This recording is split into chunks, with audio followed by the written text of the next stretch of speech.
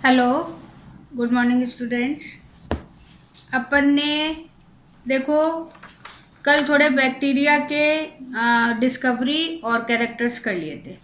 अब अपन स्टार्ट कर रहे हैं इसकी मॉर्फोलॉजी या आकारकी, यानी कि बाह्य संरचना। आप ब्रांच में पढ़ चुके हो कि आकारकी क्या है, कि जब हम किसी की एक्सटर्नल स्ट्रक्चर को स्टडी करते हैं तो वो जिस ब्रांच में हम रखते हैं वो ब्रांच क्या कहलाती है, आकारकी या मॉर्फोलॉजी।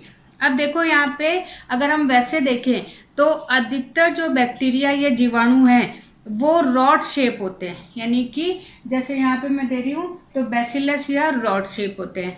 और अगर हम इसकी थोड़ी सी साइज देखें तो 2 to 25 म्यू माइक्रोन ये लंबे होते हैं और 0.5 म्यू माइक्रोन ये चौड़े होते हैं। तो ये इसकी थोड़ी सी शेप दे रखी है। लेकिन अगर वैसे देखें तो हमें डिफरेंट शेप्स के यहाँ पे बैक्टीरिया मिलेंगे और उन्हीं शेप के अकॉर्डिंग अपन ने इनको 4 टाइप्स में डिवाइड किया हुआ है। सबसे पहले अपने पास में है गोलाकार, जिसको हम बोलते हैं कोकस। और यहाँ पे जो कोकस है वो गोल है और इनमें भी अगर आप अपन देखें, हालांकि यहाँ तो मैंने आपको सिंगल बताया है, लेकिन ये जो है आपको अलग अलग जो डायग्राम है उसमें आप देखो कि अगर सबसे पहले तो आपको शेप देखनी है, लेकिन फिर अपन इसके नंबर के अकॉर्डिंग इसको डिवाइड किया हुआ है। सबसे पहला है माइक्रोकोकस। माइक्रोकोकस मतलब कि जब केवल एक ही बैक्टीरिया होगा, तो एग्जाम्पल भी है इसका माइक्रोकोकस। फिर उसके बाद में डिप्लोकोकस, यानी कि 2 हमारे पास में एक साथ होंगे तो वो कहलाएगा आपका डिप्लोकोकस, और इसका जो एग्जाम्पल है वो है डिप्लोकोकस निमोनी। उसके बाद में स्ट्रेप्टोकोकस। स्ट्रेप्टोकोकस क्या है कि ये थोड़ी सी माला जैसी या श्रृंखला या चेन जैसे दिखाई देते हैं, और इसका एग्जाम्पल भी क्या है, स्ट्रेप्टोकोकस लैक्टिस। उसके बाद में टेट्राड। टेट्राड मतलब 4, कि जब 4 एक साथ होंगे तो वो कहलाता है टेट्राड, और इसका एग्जाम्पल है टेट्राकोकस। नेक्स्ट है, नाम है वो थोड़े से जब अलग आते हैं तो वो आपको थोड़ा सा ढंग से करना है। तो सरसीना है। सरसीना में क्या है कि एक तरीके से मान लीजिए कि इसमें आपको थोड़े से ब्लॉक टाइप से मिलेंगे। 8 भी हो सकते हैं, 16 भी हो सकते हैं, 64 भी हो सकते हैं, 32 भी हो सकते हैं। तो इस तरीके से पैकेट के रूप में, क्यूब के रूप में आपको दिखाई देंगे, और इसका जो एग्जाम्पल है वो है सरसीना लूटिया। नेक्स्ट है स्टेफिलोकोकस। ये जो है इसमें आपको गोल बिल्कुल गुच्छे की तरह, जैसे अंगूर के गुच्छे होते हैं, इस तरीके से आपको दिखाई देंगे, और इसका एग्जाम्पल है स्टेफिलोकोकस ओरियस। तो ये आपके कौन से हो गए, गोलाकार या राउंड शेप वाले। उसके बाद में सेकंड है रॉड शेप। रॉड शेप यानी अभी स्टार्टिंग में आपको बताया था डंडे जैसे या छड़ जैसे होते हैं, और इसका एग्जाम्पल, वैसे तो हम इसको बैसिलस बोलते हैं, लेकिन इसका एग्जाम्पल है जैंथोमोनास। उसके बाद में सर्पिलाकार या स्पाइरिलियम, और इसमें ये बिल्कुल जैसे सांप है उसकी तरह आपको दिखाई भी दे रहा है, तो उस तरीके से होता है, तो इसे बोलते हैं स्पाइरिलम वॉल्यूटॉन्स। ये है इसका एग्जाम्पल। उसके बाद में विब्रियो। विब्रियो मतलब कॉमा जैसा, अगर जैसे अपन कॉमा लगाते हैं तो उस तरीके से ये कॉमा जैसा होता है, और इसका एग्जाम्पल है विब्रियो कॉलेरी। तो ये हो गया इसके क्या, मॉर्फोलॉजी के या इसकी संरचना के आधार पर इसको अपन ने विभाजित किया है। नेक्स्ट है बैक्टीरिया की स्ट्रक्चर, या इसकी बैक्टीरिया की, क्योंकि यूनिसेलुलर है तो एक ही कोशिका है, तो उस कोशिका की संरचना। अब इस कोशिका की संरचना हालांकि आपके बुक में तो ऐसे पैराग्राफ में दी हुई है, लेकिन आप इसको पॉइंट्स में लिखोगे, एक एक पॉइंट लिखोगे। तो सबसे पहले तो इसके चारों तरफ सेल वॉल होती है, जैसे प्लांट सेल की होती है उस तरीके से यहाँ पे सेल वॉल होती है, और सेल वॉल के बाहर थोड़ा सा चिपचिपा या श्लेष्मा जो है उसकी परत पाई जाती है, और ये जो परत है ये परत कहलाती है कैप्सूल। और ये जो है, जब ये मान के चलिए कि जब जीवाणुओं में लैंगिक, हालांकि इतनी तो नहीं लेकिन फिर भी इसमें लैंगिक निषेचन होता है, तो उस समय उसे बोलते हैं सहयुग्मन या कॉन्जुगेशन। तो उस समय इसी जो म्यूसिलेज या श्लेष्मा जैसा जो आवरण है उसके कारण ये चिपकते और इनमें न्यूक्लियक पदार्थों का आदान प्रदान होता है। तो ये हो गया। अब ये जो है कैप्सूल, इस कैप्सूल में से छोटी छोटी सी जो है प्रोटीन की थ्रेड लाइक स्ट्रक्चर निकलती है, और उस थ्रेड लाइक या बाल जैसी संरचना को हम क्या बोलते हैं, पाइलाई। तो ये आपको जो है सारी आप पॉइंट्स में लिखते चलोगे, जितने पॉइंट्स मतलब यहाँ पैराग्राफ में, लेकिन आप इसको पॉइंट्स में लोगे। उसके बाद में जो है अगर हम ये देखें तो ये एक प्रोकैरियोटिक सेल है, क्योंकि इसमें जो न्यूक्लियस है वो वेल डेवलप्ड या विकसित प्रकार का नहीं होता है, तो उसको हम क्या बोलते हैं, न्यूक्लियोइड। और उसमें जो न्यूक्लियोइड है उसमें आपको लंबे भी सर्कुलर भी डीएनए के जो है मॉलिक्यूल्स मिलेंगे। उसके अलावा कल भी मैंने आपको बताया था इसमें माइटोकॉन्ड्रिया नहीं होता, उसकी जगह मीजोसोम होता है। तो यहाँ मीजोसोम है, राइबोसोम है, वेसिकल्स हैं, ये सारी चीज़ें इसकी सेल में आपको मिलेंगी। और ये आपको यहाँ पे डायग्राम में दे भी रखी है, तो ये डायग्राम के अकॉर्डिंग आप इसको स्ट्रक्चर को स्टडी करोगे।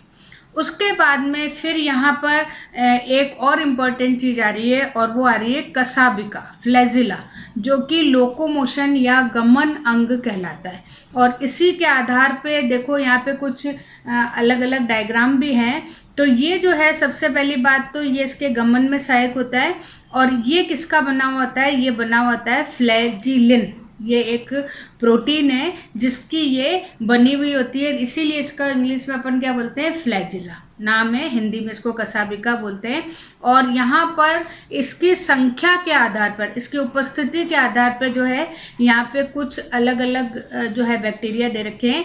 जैसे पहला दे रखा है एकल कसाबिक या मोनोट्राइकस, जिसमें केवल एक ही फ्लैजिला होती है, और उसका एग्जाम्पल है विब्रियो या जेंथोमोनास। फिर उसके बाद में उभय यानी दोनों तरफ होती है एक एक कसाबिका ये फ्लैजिला, तो वो एग्जाम्पल है स्यूडोमोनास या नाइट्रोसोमोनास। उसके बाद में एकल गुच्छ कसाबिका या सिफेलोट्राइकस, यानी केवल एक ही सिरे पे गुच्छे के रूप में, बंच के रूप में यहाँ पे फ्लैजिला होगी, तो इसका एग्जाम्पल है माइक्रोबैक्टीरिया में स्यूडोमोनास है, ये इसका एग्जाम्पल। बस आपको डायग्राम बनाना है और उसका एग्जाम्पल लिखना है, और जो इसका कैरेक्टर आपको जगह से एक ही तरफ से फ्लैजिला निकलनी है तो एक ही तरफ से आपको दिखानी है। फिर है द्विगुच्छ कसाबिक या लोफोट्राइकस, यानी कि इसमें दोनों तरफ से जो है फ्लैजिला बाहर निकलेगी, और इसका एग्जाम्पल क्या है, स्पाइरेलम, जो अपन अभी देखा था सांप जैसा, तो उसके दोनों एंड पे जो है फ्लैजिला आपको मिलेगी। फिर उसके बाद में है परिरोमी, इसमें जो है चारों तरफ जो है फ्लैजिला निकलेगी, और इसका एग्जाम्पल है एरविनिया, जो अपन ने डिस्कवरी के टाइम पढ़ा था। तो एरविनिया भी है, और ईशिया कोलाई जो सबसे ज़्यादा फेमस बैक्टीरिया है वो इस तरीके का है। फिर उसके बाद में अकसाबिक या ए ट्राइकस, जिसमें कि फ्लैजिला अनुपस्थित होती है, उसे हम क्या बोलते हैं, ए ट्राइकस। तो पहली स्ट्रक्चर हो गई। उसके बाद में दूसरी स्ट्रक्चर यहाँ पे हम लेंगे सेल वॉल या कोशिका भित्ति। और ये जो कोशिका भित्ति है सबसे पहले किसकी बनी हुई है, पेप्टिडोग्लाइकन या जिसको हम क्या बोलते हैं, म्यूरिन, उसकी बनी हुई है। और ये जो है इसका मेन फंक्शन क्या है, वैसे भी कोशिका भित्ति यही होता है, प्रोटेक्शन देना, ताकि ये किसी भी परिस्थिति में जो है आसानी से रह सके। और आपको पता है क्योंकि प्रोकैरियोट है तो ये किसी भी एनवायरनमेंट में रह सकता है। उसके बाद में इसमें जो सबसे इम्पोर्टेंट चीज़ है कि हम जो बैक्टीरिया है उन बैक्टीरिया को दो पार्ट्स में डिवाइड करते हैं, और वो क्या कहते हैं, ग्राम पॉजिटिव और ग्राम नेगेटिव। यानी कि ये जो ग्राम है, अभी पहले भी मैंने आपको बताया था एक स्टेनिंग है, और उस स्टेनिंग के अकॉर्डिंग हम ग्राम पॉजिटिव और ग्राम नेगेटिव में डिवाइड करते हैं। और कभी कभी इसके डिफरेंस भी आते हैं, जैसे 2 नंबर का या 1 नंबर का क्वेश्चन आ जाता है, तो वही जैसे आपके बुक में टेबल बनी हुई है वैसे यहाँ टेबल बनी हुई है। तो इस तरीके से आप देखोगे तो ग्राम पॉजिटिव और ग्राम नेगेटिव। अगर हम देखें तो जो ग्राम पॉजिटिव है उसकी सेल वॉल मोटी होती है, थिक होती है, जबकि ग्राम नेगेटिव की पतली होती है। दूसरा है कि जो ग्राम पॉजिटिव है उसमें जो आपको सेल वॉल मिलेगी वो केवल एक ही होगी, सिंगल लेयर्ड होगी, जबकि वहाँ पे एक से ज़्यादा या द्विस्तरीय या डबल जो है लेयर्ड हो सकती है। उसके बाद में अगर हम केमिकली देखें तो पेप्टिग्लाइकन और म्यूरिन, इसमें जो है ये मान के चलिए 40 to 90% होता है, जबकि वहाँ पे बहुत कम है, इसमें केवल 1 to 10% होता है। नेक्स्ट है कि इसके सेल वॉल में टिकोइक एसिड प्रेजेंट होता है, जबकि उसमें एब्सेंट होता है। फिर अगर हम देखें तो सेल वॉल में जो है यहाँ पर पॉजिटिव में आपको लिपिड मतलब वसा या फैट वो कम मिलेगा, जबकि ग्राम नेगेटिव में आपको लिपिड है वो ज़्यादा मिलेगा। फिर हम देखते हैं कि अगर ये पैथोजन के हिसाब से, रोगजनक के हिसाब से देखते हैं तो ग्राम पॉजिटिव आपको कम मिलेंगे और ग्राम नेगेटिव आपको ज़्यादा मिलेंगे। यानी पैथोजन के रूप में जो है ग्राम नेगेटिव है वो ज़्यादा प्लांट्स या एनिमल्स या जिसको भी है वो इन्फेक्ट करता है। अब अगर एग्जांपल देखते हैं तो यहाँ पे बैसिलस है, क्लेविबैक्टर है, स्ट्रेप्टोमाइसिन है, जबकि उधर जैंथोमोनास, सूडोमोनास, एर्विनिया, सारे जितने पैथोजन है वो सारे आपके ग्राम नेगेटिव में आते हैं। नेक्स्ट हमारे पास में कोशिका झिल्ली। अब कोशिका झिल्ली नॉर्मल जैसे और भी सबकी होती है, फॉस्फोलिपिड यानी फॉस्फोस लिपिड और प्रोटीन की बनी होती है, लेकिन उसके साथ साथ इसमें कुछ पॉलीसेकेराइड्स यानी कार्बोहाइड्रेट भी यहाँ पे प्रेजेंट होते हैं, और इन्हीं की सहायता से जो है कोई भी पदार्थ का आदान प्रदान या एक्सचेंज होता है। उसके बाद में देखो फिर है ग्रेन्यूल्स या कणिका, कि इसमें अंदर कुछ जो है साइटोप्लाज्म में पदार्थ पाए जाते हैं, और ये पदार्थ किसके बने होते हैं, पॉलीसेक्राइड्स और लिपिड्स के, और इनके सहायता से जो है इसमें एनर्जी, क्योंकि ये एक तरह से क्या करते हैं, जो फूड है उस फूड को रिजर्व करते हैं, और जब आवश्यकता पड़ती है तब उसमें से ऊर्जा इसकी प्राप्ति होती है। उसके बाद में है न्यूक्लिक एसिड, या तो यहाँ पे आपको डीएनए मिलेगा, डीएसडीएनए मतलब डबल स्टैंडर्ड डीएनए, यानी डीएनए में इसमें 2 रज्जू पाई जाएगी, लेकिन यहाँ पे हिस्टोन प्रोटीन है वो नहीं मिलेगा। न्यूक्लियोसोम के स्ट्रक्चर अगर आपने थोड़ी पढ़ी हो तो यहाँ पे आपको हिस्टोन प्रोटीन नहीं मिलेगा। उसके बाद में यहाँ पे थोड़ा बहुत जो है आपको आरएनए भी मिलेगा प्रोटीन संश्लेषण के लिए या प्रोटीन सिंथेसिस के लिए।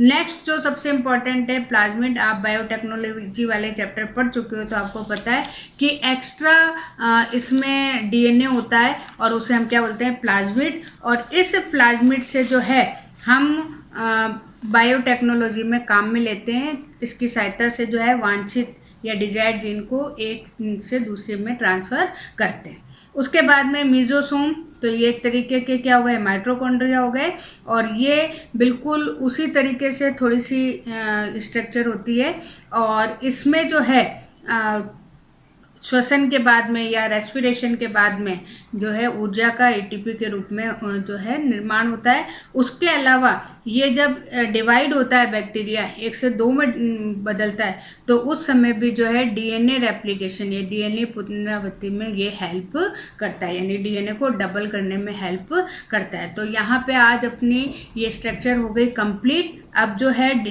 कुछ क्लासिफिकेशन रह गया है, प्लस एक जो है वो फाइटोप्लाज्मा वगैरह, तो ये अपन कल करेंगे। ठीक है, ओके, थैंक यू।